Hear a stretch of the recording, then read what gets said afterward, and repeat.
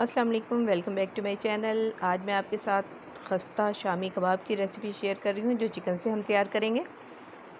आप इन्हें बनाकर बहुत टाइम के लिए फ्रीज़ भी कर सकते हैं। रेसिपी अच्छी लगे तो लाइक कर दें और चैनल को ज़रूर सब्सक्राइब कर लें ताकि बहुत सी अच्छी वीडियोस आपके लिए जो आने वाली हैं वो आप मिस ना कर सकें। आधा किलो मैंने चिकन लिया है बोन्स के साथ। ये 300 ग्राम इसमें चने की दाल है जिसको मैंने साफ़ करके तकरीबन 1 घंटा पहले गर्म पानी में भिगो दिया था। 6 से 8 जवे लहसुन की हैं, थोड़ा सा टुकड़ा अदरक का है।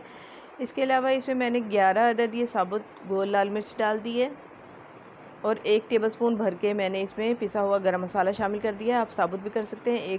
1 टीस्पून मैंने इसमें भर के नमक का शामिल कर दिया है। हस्बे ज़रूरत इसमें पानी शामिल कर देंगे हम। सब चीज़ें अच्छे से भीग जाएँ इतना पानी शामिल कर देंगे और इसको मिक्स कर लेंगे और कवर करके शुरू में हम थोड़ा सा इसका ढक्कन हटा के रखेंगे ताकि बॉयल होकर बाहर नहीं गिरे और फिर कवर करके पका लेंगे। इतनी देर पकाना है कि चिकन दालें सब कुछ गल जाए और पानी बिल्कुल खुश्क हो जाए। पानी इसमें होना ही नहीं चाहिए। ये देखिए बहुत अच्छे से ये ड्राई हो गया है। अब चिकन जो है इसकी मैं बोन्स इसमें से जो भी होंगे ना वो अलग कर लूँगी और बाकी सबको पीस लूँगी। अच्छे से इसको मैंने ग्राइंड कर लिया, बहुत बारीक से हमने ग्राइंड कर लिया इसको। अब ये 1 प्याज है, थोड़ा सा पुदीना, हरा धनिया और हरी मिर्च है, इसको मैंने बारीक चॉप कर लिया, वो इसमें हम शामिल कर देंगे।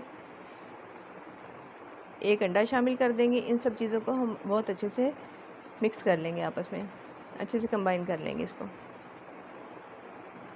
सब मिक्सचर हमारा तैयार हो गया। अब इसके हम कबाब बना लेंगे, शामी कबाब की शेप दे लेंगे। ये देखें, एक मैं आपके सामने भी करके रख देती हूँ।